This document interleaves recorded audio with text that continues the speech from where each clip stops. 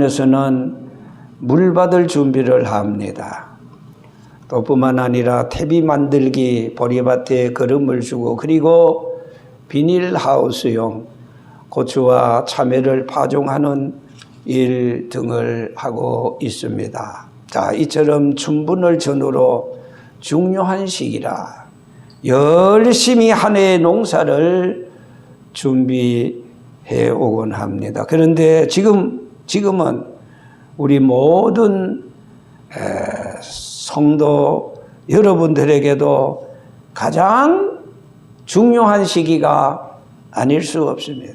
그것은 바로 우리의 마음의 영혼을 가꾸시는 영혼의 상가 농부이신 하나님께서 풍성한 결실을 주시기 위해서 적극 준비하고 계시기 때문입니다. 그래서 고린도후서 6장 2절에 있는 말씀을 보면은 보라 지금은 은혜 받을 만한 때요, 보라 지금은 구원의 날이라 말씀하지 않았습니까? 자, 오늘 묵은 땅을 기경하라. 묵은 땅, 묵은 밭. 이것은 오늘 우리의 이 묵은 마음의 밭, 기경하라, 가라 엎으라, 이런 뜻이 되겠습니다.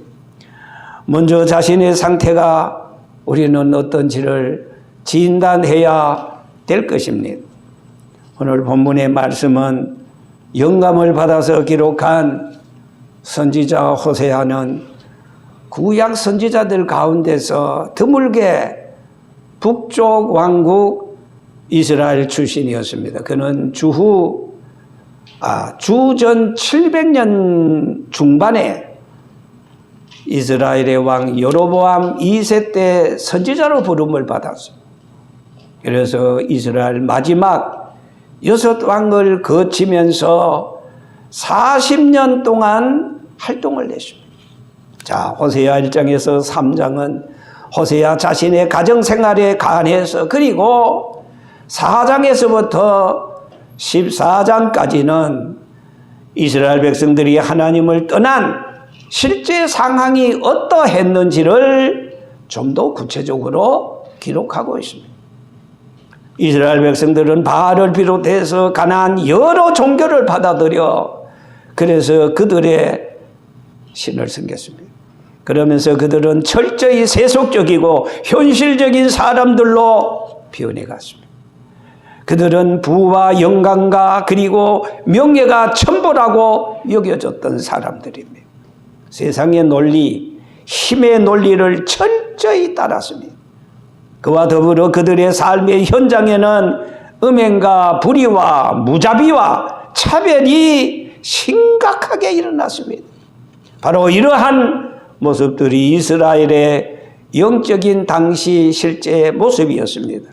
그들의 마음에나 하나님의 절대 신이신 그런 오니 하나님이 아니라 다른 거짓된 신, 우상 숭배로 온갖 개인적이고 사회적인 제약이 가득 차 있었습니다.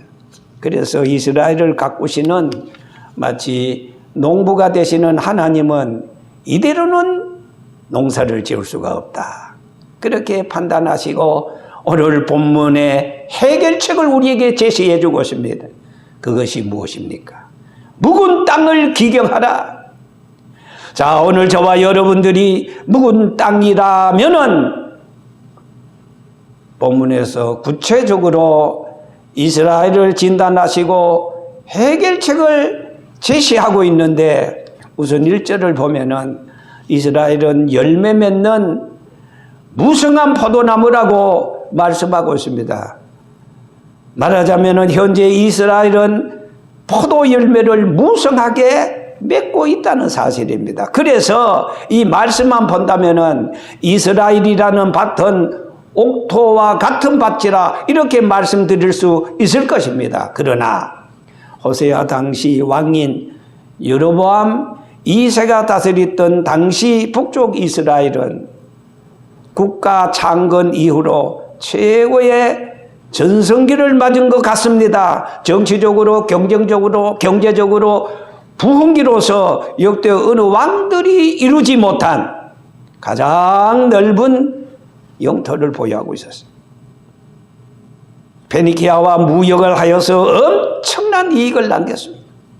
이러한 호황으로 인해서 수도 사마리아는 당시 중동 지역에서 부와 사치의 중심지가 되어 있었던 것입니다. 그런데 이런 호황기를 맞은 이스라엘 백성들은 이로 인해서 하나님 앞에 가까이 나가고 감사하기보다는 도리어 우상 숭배에 빠지게 되었어요.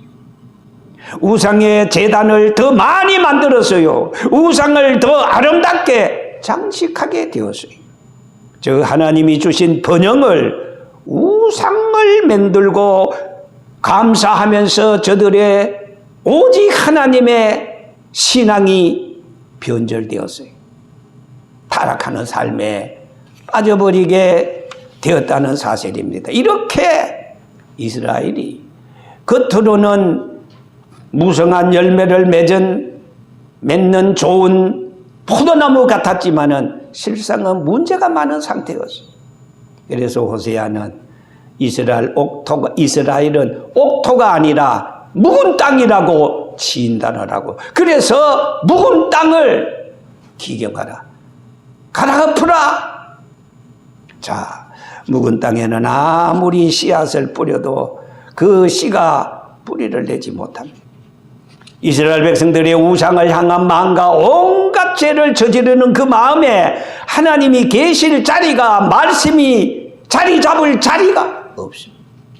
자, 신약 성경 마가복음 4장 18절에서 19절에 보면은 예수님은 이러한 묵은 땅을 가시떨기 밭이라고 말씀하지 않았습니까?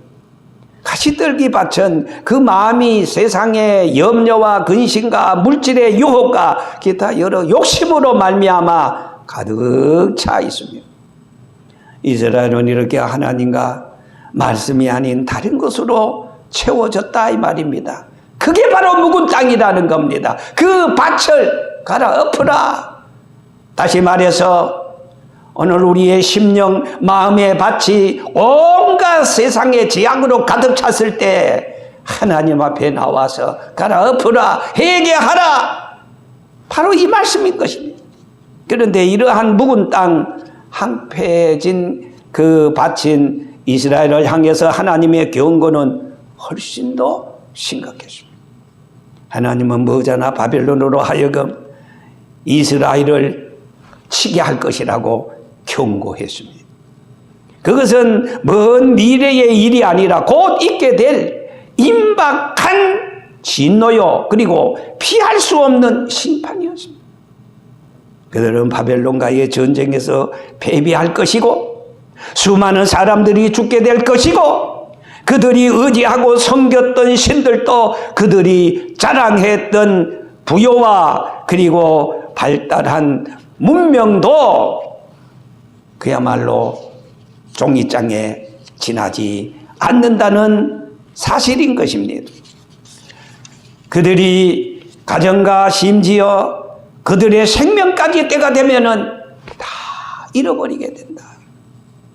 자, 이스라엘 백성들의 삶의 농부이신 하나님 앞에서 하나님 아닌 다른 것으로 자신의 욕망을 채우고 살아갈 때 하나님은 그들을 그 상태로 가만두는 정도가 아닙니다. 돌이킬 수 없고 회복이 어려운 상태로 몰고 가신다는 것입니다. 자, 기경하라. 이런 절박한 상황을 알고 있는 호세아는 이스라엘을 향하여 안타까운 심정으로 호소한 것입니다. 그 절박함이 가장 잘 표현된 것이 바로 지금이라는 겁니다. This now, 지금. 호세아는 지금 당장 순간을 놓치지 말, 하나님을 찾으라고 말합니다. 하나님의 심판이 임박해 있으므로 지금 당장 돌아오라는 겁니다. 여러분, 인간의 때는 지금뿐입니다. 지금 놓치면은 다음은 없습니다. 여러분, 오늘은 우리 생에 오늘밖에 없는 오늘입니다. 오늘 지나면은 이미 과거가 됩니다. 지금 이스라엘이 할 일이 무엇입니까? 호세아는 이스라엘이 묵은 땅, 더 이상 가시를 맺을 수 없는 땅에서 벗어나기 위해서는, 곧 임박한 진노를 피하기 위해서는 묵은 땅을, 잡초로 우거진 그 땅을, 쓸모없는 그 땅을 갈아엎으라, 기경하라, 계속해서 강력하게 권고하고 있습니다. 여러분, 묵은 땅을 기경하라는 호세아 10장 12절 그 말씀은 회개와 변화를 촉구하는 절박한 하나님의 메시지인 것입니다. 묵은 땅은 오랫동안 경작되지 않아서 딱딱하고 굳어버린, 잡초가 우거진 그런 땅이 아니겠어요? 이는 죄와 부패로 인해 굳어진 인간의 마음을 상징합니다. 따라서 묵은 땅을 기경하라는 이 말은 굳어진 마음을 회개하고 변화를 받아서 하나님을 받아들일 준비를 하라, 그 뜻입니다. 가시덤불과 엉겅퀴가 자라듯이 인간의 마음에도 죄와 악한 생각들이 가득 차 있습니다. 이러한 것들을 제거하고 마음을 새롭게 하는 것밖에는 도리가 없다는 것. 자, 새로운 씨앗, 묵은 땅을 갈아엎어 비옥하게 만들어야 좋은 씨앗을 심을 수가 있듯이 회개와 변화를 통해서 마음을 새롭게 해야 하나님의 말씀을 받아들이고 그리고 은혜로운 삶을 살게 될 수 있다, 이 말입니다. 자, 하나님의 은혜. 묵은 땅을 기경하라는 이 말씀은 단순히 인간의 노력만을 강조하고 있는 것이 아닙니다.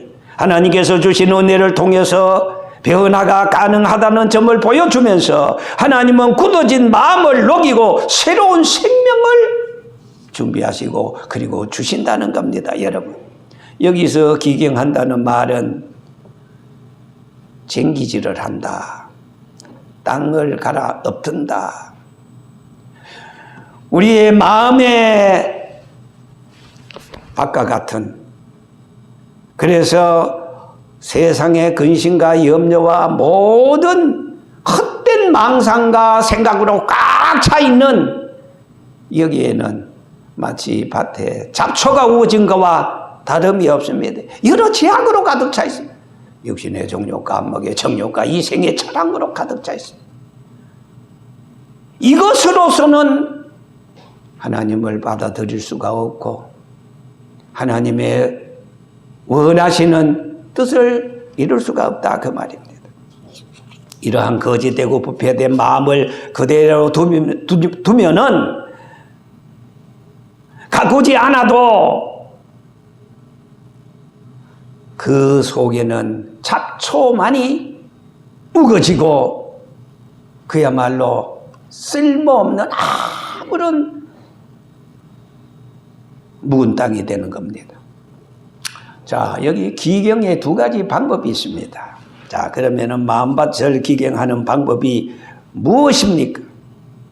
우리의 마음밭을 기경할 수 있는, 갈아엎을 수 있는 도구는 다른 게 아니에요. 아주 쉬워요. 뭡니까?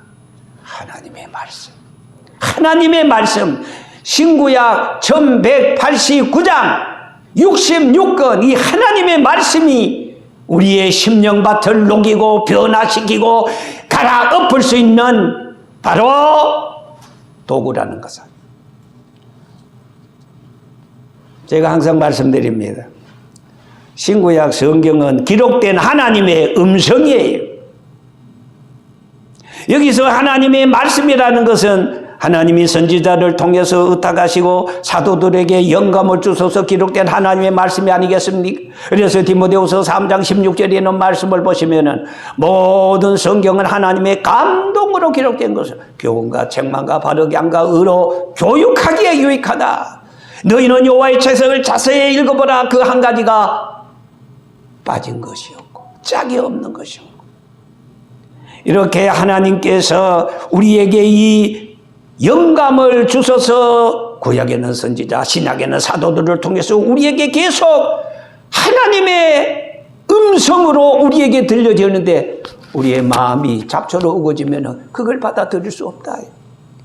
그런 거로 이 하나님의 말씀이 우리 속에 임하실 때 우리는 우리의 마음의 문을 열고 하나님의 말씀은 살아있어요. 운동력이 있어요. 아멘 해야 됩니다. 말씀을 듣고 가만히 있으면 안 돼요. 그래서 계시록 1장 3절에 있는 말씀을 보면 누가 복이 있느냐.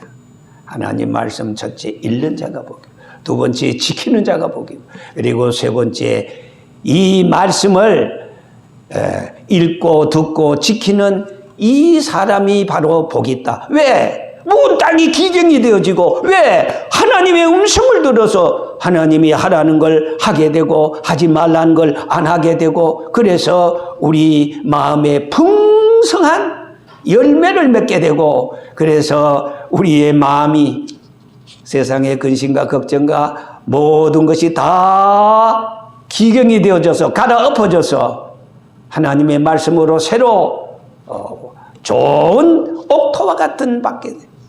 그래서 하나님 말씀이 떨어질 때 30배, 60배, 100배로 크게 결실하게 됩니다. 자, 여러분 디모데전서 4장 5절에 하나님의 말씀과 기도로 성도는 어떻게 해진다고? 거룩해진다. 다른 방법이 없어요. 그래서 온전하게 하는 하나님의 말씀, 선한 일을 행할 수 있는 능력이 나타나는 이 하나님의 말씀.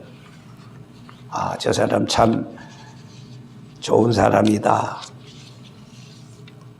예수 믿는 사람은 다 저런가 보다.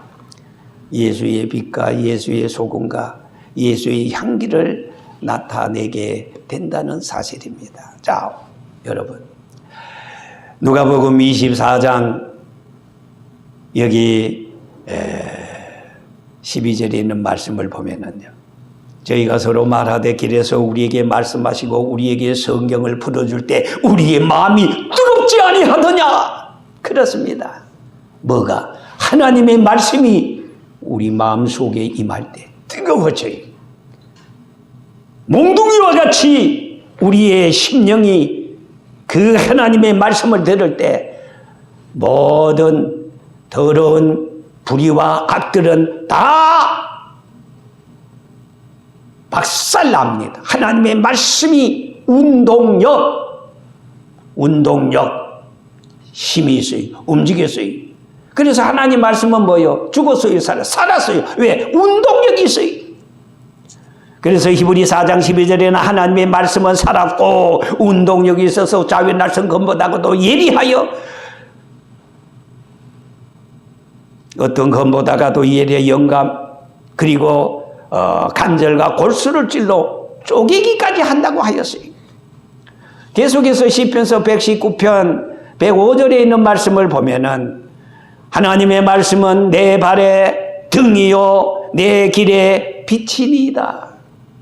이처럼 하나님의 말씀을 들을 때 읽을 때 그 말씀이 우리의 심령에 부딪혀서 깨닫게 되고 죄를 고백하게 되고 그리고 마치 돌처럼 단단한 묵은 흙이 깨트려져서 부드러운 옥토가 되어져서 그야말로 내 마음속에 말씀이 하나님의 음성이 하나님께서 약속하신 그 은혜가 늘 넘치게 됨으로 말미암아 나는 죽고 예수 살 언제나 그야말로 천국 가는 이 노정기 일정표가 되어서 이쪽으로 가라 저쪽으로 가라 의가 있는 길에는 가지 말아라 진리의 길 생명의 길 구원의 길 영생의 길로 우리를 항상 하나님의 말씀은 이끌어 주시는 것입니다. 중한 죄를 저지러 감옥에 들어간 사람이요 성경을 읽다가 깨닫고 회개한 사연들이 많습니다. 저는 군대 생활을 하면서 경험한 일들입니다. 병사의 막사에서 세상에서 고아로 자라면서 온갖 죄를 저지르고 심지어 정가산범이었던 건상병이라는 그분이 하나님의 말씀을 들을 때 돌같은 마음이 깨어졌어요. 하나님의 말씀을 받아들였어요. 눈물 콧물을 흘리면서 회개했어요. 예수를 알지 못했던 그 사람, 세상에서 정가산범이었던 그 사람이 하나님의 말씀을 받아들이고, 그리고 그 말씀이 그 병사를 이끌어주는 겁니다. 생명의 길로, 영생의 길로, 천국 가는 길로 이끌어줬어요. 눈에는 살기가 있고 마음의 평강과 기쁨이 없고 남을 해꾸지하고 그런 마음이 완전히 기경을 받아 녹아져서 새 사람이 되었어. 나 예수 없으면 못 살아. 마지막 제대할 때 건상병, 우리가 3년 동안 이렇게 군대에서 이제 제대를 하고, 그리고 제대할 때 군복을 벗고 예비군복을, 예비군. 자, 건상병, 우리가 세상에서 언제 다시 말라는지는 모르지만, 그러나 예수님을 영접하고 열심히 병사음악사에서 찾은 이 예수를 끝까지 붙잡고 나가는, 이 세상 끝날 때 우리는 예비군복이 아니라 흰 세마포 예복을 입고 저 천국에 가서 영원히 우리 만나자, 영생복락 누리자. 얼마나 감사한지. 마지막에 손을 잡고 서로 눈물을 흘리면서 헤어졌습니다. 그는 제대를 했어요. 자, 오늘 여러분, 다른 것으로는 비결도 없고 방법도 없습니다. 오직 하나님의 말씀을 가지고 내 마음의 밭에 기경을 할 때 이 말씀이 돌같이 단단한 모든 악한 악성 모든 걸 다 깨어 부수고, 그래서 말씀이 있을 때 말씀을 통해서 성령이 임하게 되고, 그래서 나를 진리 안으로, 그리고 우리가 살아가는 평생 이 말씀이 내 발에 등불이 되고, 이 말씀이 내 소망이 되고 천국이 되고, 그리고 늘 믿음으로 승리하게 되는 것입니다.